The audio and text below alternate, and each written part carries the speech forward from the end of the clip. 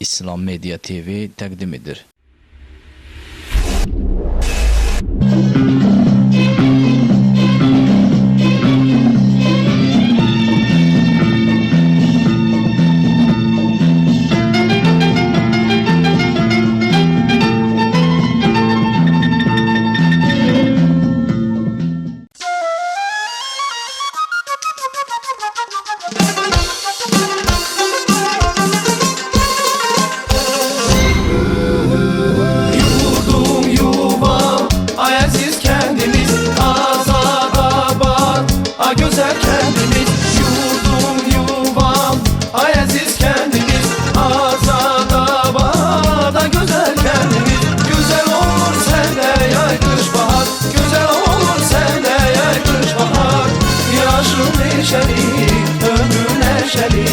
Sevirəm səni, gözəl kəndimiz. Yaşıl neşəli, ömrü neşəli. Sevirəm səni, gözəl kəndimiz. Kəndimiz, kəndimiz, kəndimiz, kəndimiz.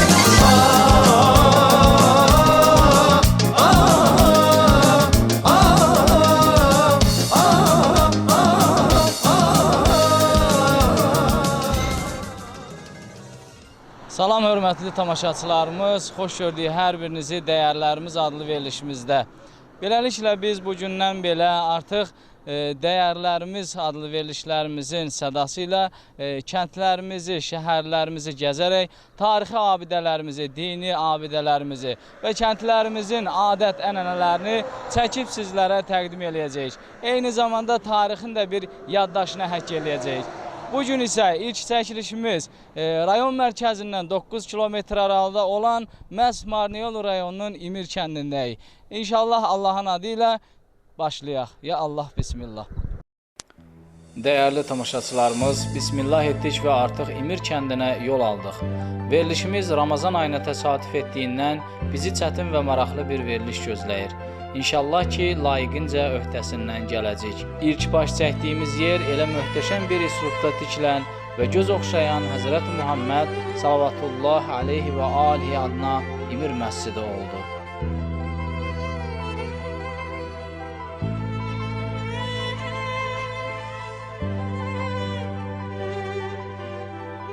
Elə namaz vaxtı olduğundan axundla görüşdük və namaza durduq. Namazdan sonra isə məscidin axundu ilə biraz söhbət etdik. Ağa, əvvəlcə özünüzü bizə təqdim edin və nə zamandan bu məsciddə fəaliyyət göstərirsiniz, yəni təyin olunmusunuz axund kimi? Bu vaxtda biraz bizə deyək. Bismillahirrahmanirrahim. Mən Məmmədov Elçin, bu məscidin axunduyam. Elə 2010-cu il mart ayının 21-də bu məscidin açılışı oldu. Elə həmən gündən də mən bu məscidə axund olaraq təyin olunmuşam. Bu məscidin özü nə zamandan tikildi, nə zaman istifadəyə verildi və burada kimlərin zəhməti oldu, o haqda biraz bizə bildirərsiniz. Bu məscidin torpaq sahəsi 2005-ci ildə Əhlibeyt Cəmiyyəti tərəfindən alındı. Təxminən torpağın sənədləşmə işi 2008-ci ilə qədər davam elədi. Nəhayət 2008-ci ildə sənədləşmə işi qurtardıqdan sonra əslən Gürcüstan vətəndaşı olan, hal-hazırda Azərbaycanda yaşayan Hacı Fəxrəddin tərəfindən 2009-cu ilin axırlarında bu məscidin tikilişi başladı. Və nəhayət 2010-cu ilin mart ayının 21-də bu məscid cəmaatın istifadəsinə verildi. Kənd cəmaatının da məscidin tikilməsində bir əməyi, əziyyəti oldumu? Maddi dəstək ki, sırf Hacı Fəxrəddinə məxsusdur, öz hesabına tikdiribdir. Mənəvi dəstəkləri bəli çox oldu. Çünki məsciddə işləməkdir, köməklik eləməkdir, ustaların gündəlik yeməkləridir. Bunlara kənd cəmaatı çox kömək elədi. Yəni əllərindən gələn qədər bizə dəstək verdi bu məsələdə. Hazırda məscidin fəaliyyətində bir belə deyək, kənd cəmaatından nətər deyək, yaxınlıq varmı və bu məscidin daxilində xeyriyyə fondu falan belə bir şeylər varmı? Yəni bəli. Məscidimiz elə 2010-cu ildən istifadədədir. Gündəlik namazlar olunur. Gündəlik namazlar qılınır. Günorta namazı və axşam namazları olur. Və ondan əlavə də hər gün şam namazından sonra məsciddə İslami dini dərslərimiz olur, Quran dərsidir, əxlaq dərsidir, əhkam dərsidir və bundan əlavə də həftənin ikinci günlərdə təvəssül duamız olur ki, cəmaatda namaz qılan uşaqlar da gəlib bundan bəhrələnirlər. Bəli, bu yaxınlarda məscidimizin nəzdində Vilayət Aşiqləri Xeyriyyə Fondu yaradılıbdır. Hal-hazırda o Xeyriyyə Fondunun da məqsədi dini tədbirlər, dini mərasimlərin keçirilməsi üçündür. Elə o fondda öz cavanlarımız, öz namaz qılanlarımız tərəfindən maliyyələşdirilir və cəmaatın xidmətindədir.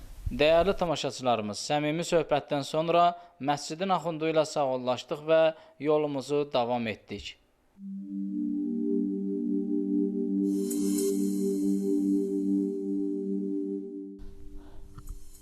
Hörmətli tamaşaçılarımız, İmir kəndini ziyarət elədik, amma bu kənddə uyuyan övliyalar və Allah yanında məqamı yüksək olan insanların ziyarətgahları da var. Ona görə də biz elə o ziyarətgahlardan indi hal-hazırda birinin yanındayıq. Burada Telli nənənin ziyarətgahındayıq və dedik gəlmişkən oranı da ziyarət eləyək. Buranın tarixi və kəraməti haqqında isə bizim kəndin, yəni İmir kəndinin ağsaqqallarından müsahibə alıb məlumat alacaq inşallah.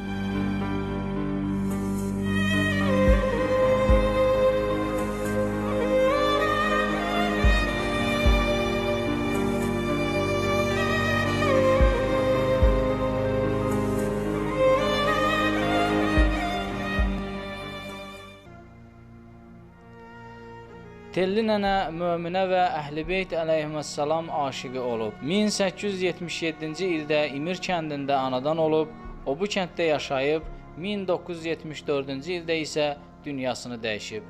Telli nənə xalqın həm maddi, həm mənəvi dərdlərinə əlac etmiş və onun yanına gələnlər öz arzusuna çatarlarmış. Bu xanımın evi də bir ocaq kimi tanınıb. O öz evində İmam Hüseyin əleyhissalam məclisləri qurar və insanları haqqa çağırarmış. İmir qəbirstanlığında uyuyan ikinci bir ziyarətgah isə Seydə nənəmizindir. Biz onu da ziyarət etmək üçün onun da məhz ziyarətgahının yanına gəldik. İçəri daxil olaq və ona da bir Fatihə verək inşallah. Onun da kəramətləri haqqında yenə kənd ağsaqqallarından biz soruşacağıq.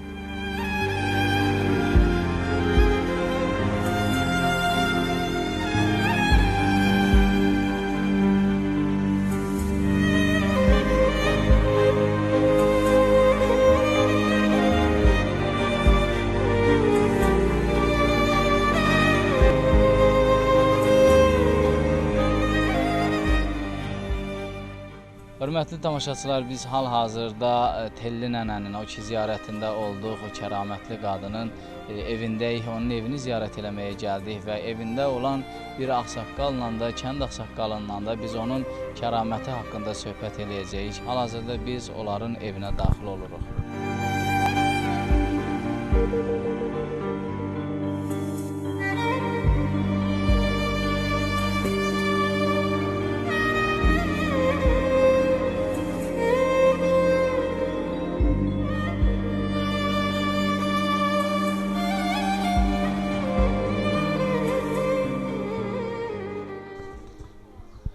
Ağsaqqal, əvvəlcə istəyirik siz bizə özünüzü təqdim eləyəsiniz, adınızı, soyadınızı bizə bildirəsiniz.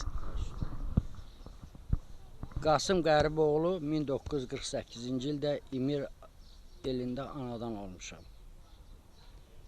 Birinci, xoş gəlirsiniz, səfa gətirirsiniz. Mən öz adımla necə bir Həsən Hüseyin nökəri kimi bütün müsəlman aləmdə oruç bayramını təbrik edirəm. Qoy hamının orucu bayramı mübarək olsun. Allah razı olsun. Biz bura gəlməmişdən öncə Telli nənənin ziyarətgahında olduq, onun kümbözündə olduq və orada çəkilişlər etdik. Sonra istədik ki, sizdən də onun kəramətindən, onun Allah yanında olan məqamından biraz sizin özünüzdən, dilinizdən eşidək. O qadın çox gözəl qadın idi. O qadının mən olardı. Balaca vaxtım idi. Bundan qabaq burada mərsiyə təşkil olmuşdu. Hansı ki, elçinin baba dənəsinin öyünün yanında bir ocağımız gene var idi. O ocaq deyildi, amma o ocaq qızı idi. Orada olurdu. Sonra elə oldu ki, oradan köçürdü cemaat buraya. Mən bax balaca olardım o 9-10 yaşında İmam Hüseynin atını bəzirdilər. Fatma-i Zəhriyi bəzirdilər. Hələ mənim 12-13 yaşım olanda mən onu gördüm. Atı minirdilər. Şəddə sanan günü bizim bu İmir eli ki İmam Hüseynin atı gəlir. Qanlı xalat qayrırdılar. Fatma-i Zəhriyi bəzirdilər. Bax bizim bu kənd çox müqəddəs kənd olub. Həmişə bizim dini tutublar, dinə qulluq eliblər. Elə də Allah Taalaya qurban olum. Mən öz adımla deyirəm. Bu Borçalıda hər yeri dolu döyərsə də burada dolu olmaz. Burada Allah Taala tərəfindən bir xata və təv olmaz. Onunla beraber Seyidə də var idi burada. O Seyidə də Seyid qızı idi. Seyid qızı idi. Özgə nə deyə bilərəm Aran abi? Mənim özümün 16-17 yaşından sonra o keçmişlər dünyasını dəyişəndən sonra mən də Mərsi idi. Mən davam elədim. Elçin şahiddir. Bəli, biz eşitdik ki, bu kənddə sizin də əməyiniz olub ki, məhərrəmlikləri kənddə təşkil eləmişsiniz. Çünki Elçinin köməkliyi ilə bizim 3 dənə kasetimiz də Mərsiyə vaxtı İrana gedibdi. İrana da çatdırıblarını bilmirəm, elə amma var idi.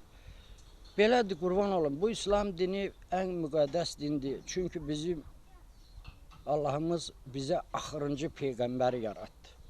Bundan sonra peyğəmbər yoxdur. Znaç bizim din çox təmiz dindir, çox müqəddəs dindir, çox axıllıdır. Elə də Allah Teala Qur'an olum. Elə gəlin tarixi tökək. Harda müsəlman millətlər var, orada qızıl var. Orada gəlir var. Orada belə yaşayış var. Zənginlik var. Bax beləncə adamlarla Allah Teala başlamaqla bax belə bizim millətin üstündə durur Allah. Çox sağ olun. Demək olar ki, almaq istədiklərimiz bütün məlumatları verdiniz bizdən. Allah razı olsun. Allah çox sağ sizdən olun. razı olsun. Allah orucunuzu qəbul eləsin Ağarın Əlim. Qoy Allah Teala bütün mənim 50 milyonluq millətimin üstündə o göydəki Allahımız, yerdə Rəsulumuz olsun. Əziz tamaşaçılarımız, haqqında bəhs etdiyimiz Telli nənənin evi bax bu evdir. Biz də o evə bir baş çəkək və onun yaşadığı və məclislər qurduğu o evi bir görək dedik.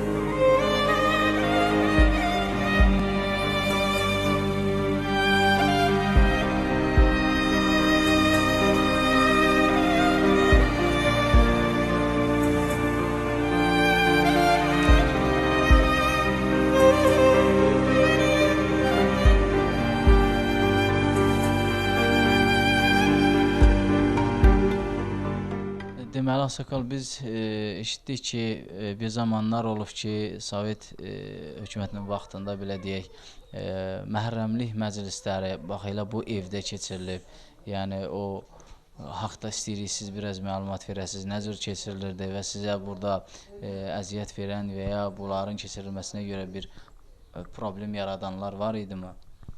Bura balaca olmağa baxmayaraq, bu el əvvəlcə balaca el idi, burada yerləşirdi, Mərsiyə burada keçirirdik. Qış vaxtları, yayda olanda onun həyatında palata qururduq. Sovet hökumətinin vaxtında biz balaca idik, olardı bizim 17-18 yaşında. Burada Mərsiyə gedə-gedə birdən bizə polislər hücum elədi. Bizim İmir elindən 2 nəfər aparıb şəhər saldılar, onlara işgəncə verdilər. Gənə o işgəncəyə baxmayaraq, bizim millət bu zatdan dönmədilər. Qasım dayı ilə gözəl söhbətdən sonra ona da öz təşəkkürümüzü bildirdik və sağollaşdıq. Yolumuz Seyidə nənənin ocağına idi. Seyidə Mirtəqi qızı 1908-ci ildə Tiflisdə dünyaya göz açıb. Onlar ailələri ilə bir yerdə 1951-ci ilə qədər meydanda yaşayıblar. Lakin həmən il 2 səbəbə görə onları uzaq Qazaxıstan çöllərinə sürgün ediblər. Səbəb isə tacir olduqları üçün dövlətli olmaları və ən əsası İran vətəndaşları olduqlarına görə məhz bu əzaba tuş gəliblər. Hörmətli tamaşaçılarımız, biz hal-hazırda Seyidə nənəmizin evinə gəldik. Biz onun ziyarətini getdik, çəkdik və belə qərara gəldik ki, onun yaşadığı evə gələk və onun yaxınlarından onun haqqında biraz məlumat alaq.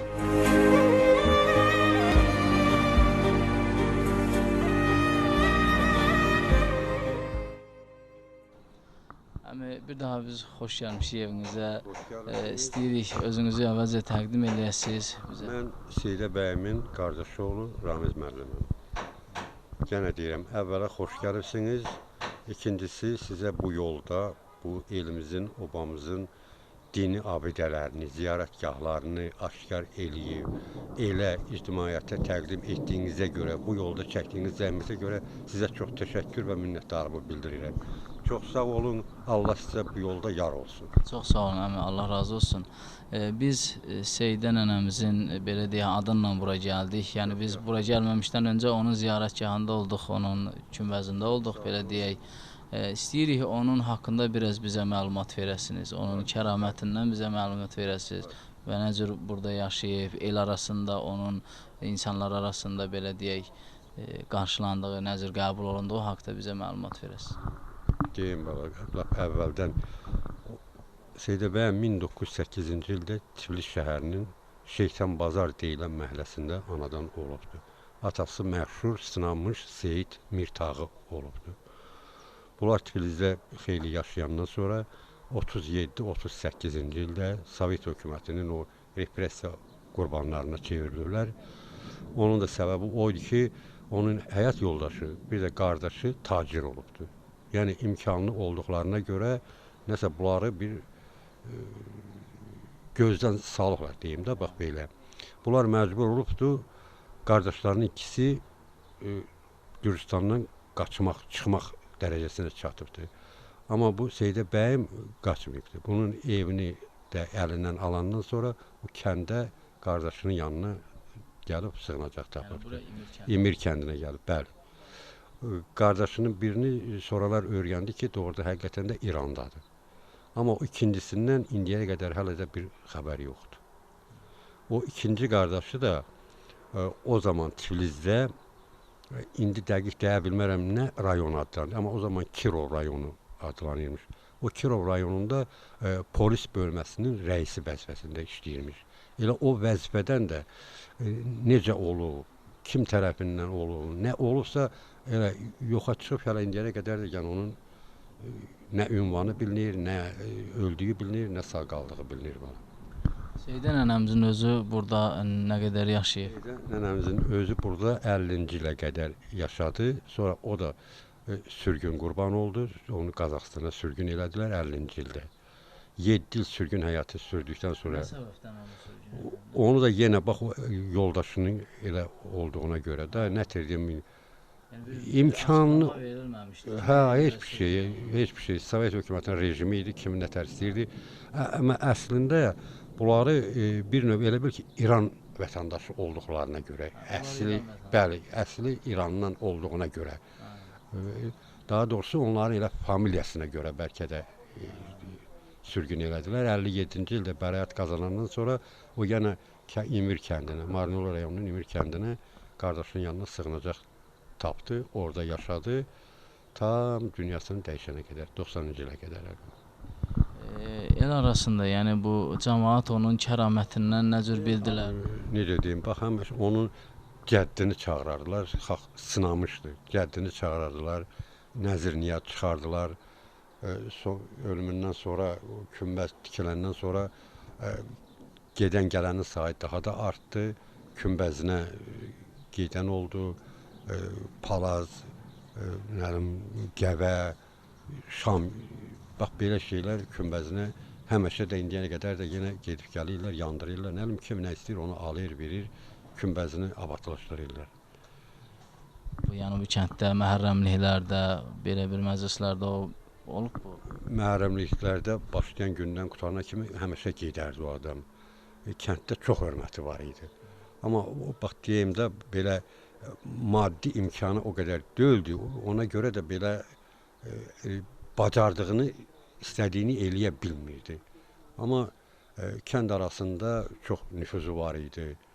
Özü də çox nurani bir adam idi, sadə adam idi. Belə qəlb açıq, əl açıq, ürək açıq, çox gözəl insan idi. Yola çıxan, hətta toya hazırlaşan, bir əlində bir iş görmək istəyən bunun cəddini çağırır. Bunun adını çağırır, o işi görür. O işdə yaxşı olanda, yenə deyirəm, eləsi var gətirir, kümbəzin üstə, məzarın üstə daha doğrusu heyvan kəsir, nə bilim şirniyyat qoyur. 65-66-cı ildə İrandan məktub gəldi bizə ki, Miri, yəni Seydə nənəmizin qardaşı, böyük qardaşı Miri sizin yolunuzu gözləyir. Buyurun, gəlin. Biz düzü qorxduq, çəkindikdə cavab verə bilmədik. Bir il keçəndən sonra qızından bir məktub gəldi ki, atamın gözləri yolda dünyasını dəyişdi, sizi gözlədi, siz gələ bilmədiniz. İnşallah. Sağ olun əmə. Allah razı olsun. Allah ocağınızı şən eləsin. Sağ olun. Bu xeyirxah işdə Allah sizə yar olsun. Bala. Yolunuz açıq olsun, bütün niyyətiniz qəbul olsun, orucunuz da mümkünü qəbul olsun. Sağ olun. Allah razı olsun. Dəyərli tamaşaçılarımız, Ramiz dayla səmimi söhbətə görə ona da təşəkkürümüzü bildirdik və yolçu yolda gərək deyib yolumuza davam etdik. Kəndin tarixi və adət ənənəsi ilə maraqlandıq. Dedilər ki, Hüseyin dədə bizə yaxşı məlumat verə bilər. Biz də elə yol aldıq Hüseyin dədənin evinə. Dayı, əvvəlcə istəyirik özünüzü təqdim edin. Adınızı, soyadınızı. Adım Hüseyin və Paşayev Hüseyin Suvoğlu. Bəli. Biz bu, belə deyək, dəyərlərimiz adlı verilişimiz artıq mövcuddur və biz istəyirik ki, kəndlərimizi, tarixini, mədəniyyətini, abidələrini, dini abidələrini çəkək və sizin kimi ağsaqqallardan bunların haqqında məlumat alaq, yaddaşlara köçürək. Ona görə sizi kimi ağsaqqalların ziyarətinə gedirik və bu haqda biraz məlumat alırıq. Ona görə istədik ki, elə sizin İmir kəndinin tarixi haqqında da elə sizdən məlumat alaq. Tarixini dəyərlirəm da. Allah verdi kişi gəlib buraya irəli İmirə. Birinci dəfə özü də 120 il yaşayıb. Ondan sonra ondan Suf kişi olubdu. Suf kişi də 110 il yaşayıb. Suf kişiden sonra Paşa kişi olub. Paşa kişinin də daşı var. 125 yaşı var onun orada daşında. Təxmini sizin bu kəndin yaşını deyirlər mi? Neçə il olar ki bu kəndin? Hesablı gəlin. O dediklərinizdən bəri... Ondan sonra da mənim özümüz də 70'i bağlamışam, 81 yaşım var. Bu kənddə elə əvvəldən maldarlıq mı olub, əkinçilik mi olub? Taxıl olub, arpa olub, qardalı olub, hər bir şey olub. Heyvan saxlayıblar çoxlu. O ilk dediyiniz, bayaq ki dediniz buraya ilk dəfə bu kəndə gələn, onlar hardan gəlib, bəllidir mi, bilinir mi? Onların yeri bilinmir, hardan gəliblər. Amma gəlib burada nədir öz him salıblar. 16 öydü. Buraya gəlib. Birinci dəfə 16 öy olub. 16 öy olub, 240 öy. 240 ev mövcuddur. Pusat bax, gəlməli zadı, yerli zadı 240 öydü. Yenə hal-hazırda da yenə əkinçiliklə, maldarlıqla... Yenə əkinçiliklə, maldarlıqla, bir aranjirlə bu mıdır əkirlər. Bundan məşğuldurlar. Köhnə vaxtı mal saxlayırlar, heyvan saxlayırlar, dağları eziblər. Bu kənddən müharibədə iştirak edənlər olub bu? Bəli. 15-16 nəfər gəlmir. Cavan oğlanlar. Deyim onların adlarını da. Olsa gözəl olar. Bildiklərinizi hansılar ki bilirsiniz, onları da deyərdiniz. Aşağıdan nədir, ağlı var, cavan oğlan gəlmədi. Ondan sonra belə gələrsən yuxarı, Qurban varizi gəlmədi. Ondan sonra Süleyman varizinin babası gəlmədi. Ondan sonra belə gedərsən yuxarı, Muxtar varizi gəlmədi. Ona İskəndər varizi gəlmədi. Amma müharibədə iştirak edilib qaydanlar da var idi mi? Qayıtmadı onun heç biri. Başqa qaydanlar var idi mi? Var, qaydanlar da mənim atam idi, Abbas kişi idi, bir də Hasan Qulu kişi idi. Bu kənddə əvvəl dini məclislər, məhərrəmliklər olurdu. Yəqin ki, yadınıza gəlir. Məhərrəmlik deyil, məhərrəmlik yadındadır. Hökumət, Sovet hökuməti qırğın edirdik, gənə biz onu edirdik. Məhərrəmlik, kəsinliklə. Orada öy vardı, orada edirdik, bir də bunun telinə vardı, onun ocağında edirdik. Edirdik biz. Nə qədər Sovet hökuməti orada bizi istəyir tutar, məsələn, cavan uşaqlar idik, belə elə, əmə gənə edirdik. Hər axşam, hər gün adından məhərrəmlik olurdu, hər axşam. Bəli, özə sinəzdən döyürdük, zincirlər, hamısı bütün vurulurdu. Kəndin belə deyək, yaşlıları çoxmu gəlirdilər məclislərə? Bəli, yaşlı kişilər 50 yaşında, 55 yaşında, 60 yaşında kişilər gəlirdi. Çox möhkəm gedirdi. Özü mal kəsirdik. Mal da mən özüm şəxsən, bax mən özüm. Bizim atarava var idi Sovet hökumətinin vaxtında. Onu dedəm belə zaddalı keçirirdi çubuqlara. Onu mən düşürdüm, öy da paylayırdım bütün ataravası. Bəli, ehsan edirdik. Toylarda mal kəsilmirdi. Erkəklər kəsilirdi. Toy. 3 gün, 4 gün toy gedir. Xüsusi sizin öz kəndinizin adət ənənəsi, başqa kəndlərdən seçilən adət ənənəsi varmı? Elə toylarda da, hər şeydə də Allaha çağırırdıq, imamları çağırırdıq, iş görürdük biz. Sizin bu toylarda məsələ deyək ki, hazırlanmış məsələ bir zamanlar bəzi kəndlərdə mövcud idi.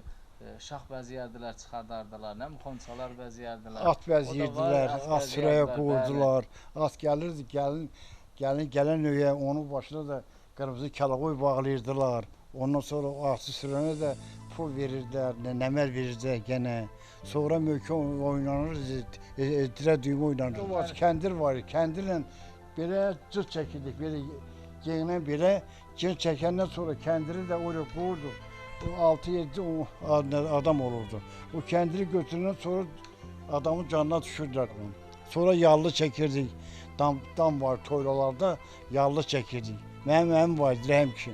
Onun əlində bir çubuq patlayanla hərlənərdi belə. Bax belə ondan sonra gəlin o vaxt qırmızı zadla gəlirdi.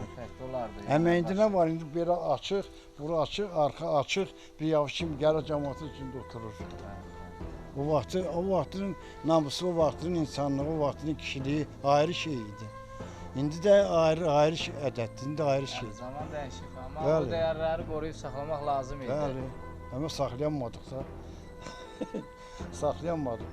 Onları bugün saxlayan insanlar varmı bu kənddə? Gərək gəlinin bədənini öz şansından başqa bir adam görməsin. Amma indidən ayrılar, bir də geyindirirlər, lüt 30 il olur orada. Cəmaat da gəlin bədəninə baxır, olar mı? Bu ləqsizlikdir. İrəli nikah kəsilirdi, ondan sonra hər bir şey qanun qaydı ilə. Amma indi yox, indi elə şey yoxdur. O vaxt namus çox möhkəm, özü də bərk idi. Oldu, sağ olun. Allah sizdən razı olsun. Çox sağ olun. Gəldiyinizdə görə sizə hamımıza razılıq edirəm. Sağ olun. Həmişə belə şeyləri Beləcə Hüseyn dədə ilə maraqlı söhbətdən sonra sağollaşıb, daha sonra üz tutduq kəndin ziyalı ağsaqqalı olan Təhməz dayının evinə. Kəndin məşğuliyyətindən, nüfuzundan və bizi maraqlandıran bütün suallarımıza Təhməz dayı cavab verəcək.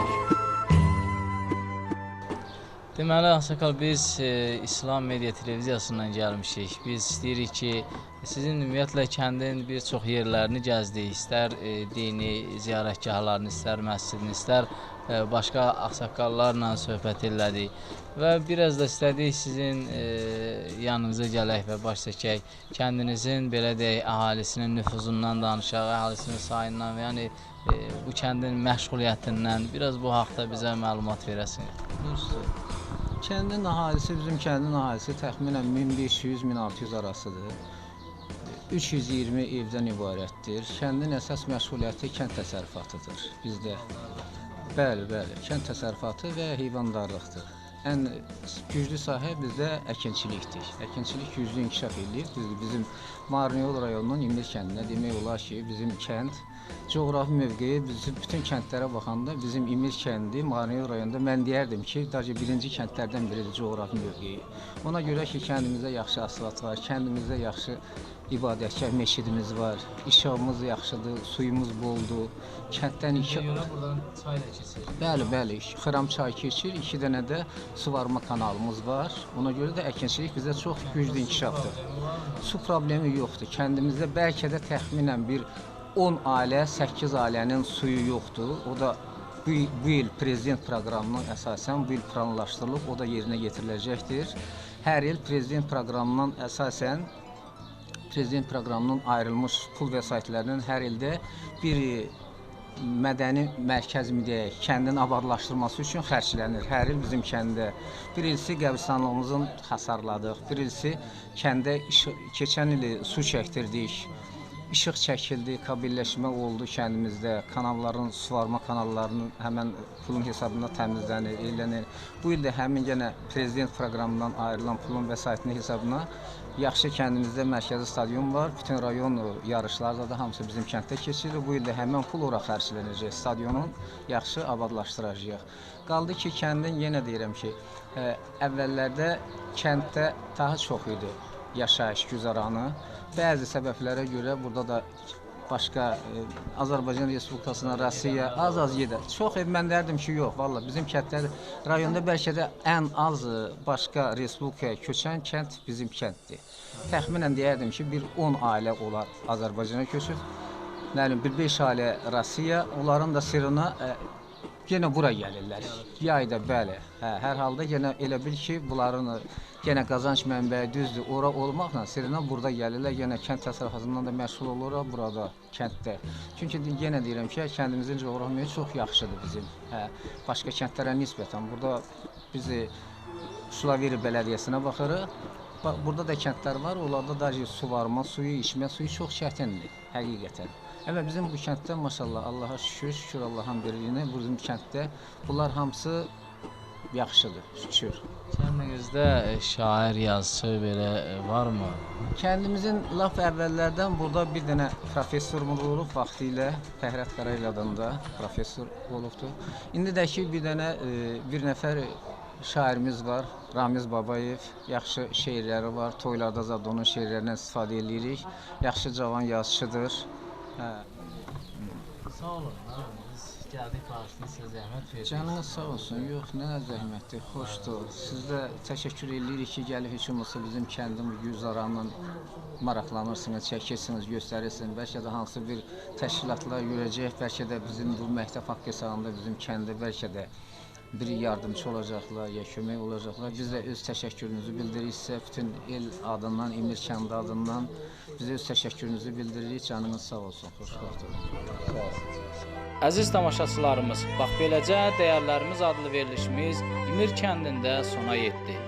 Gələn verilişlərimizdə bizim ellərin, kəndlərin dəyərləri sədası ilə görüşmək ümidi ilə sizinlə sağollaşırıq. Allaha əmanət olasınız.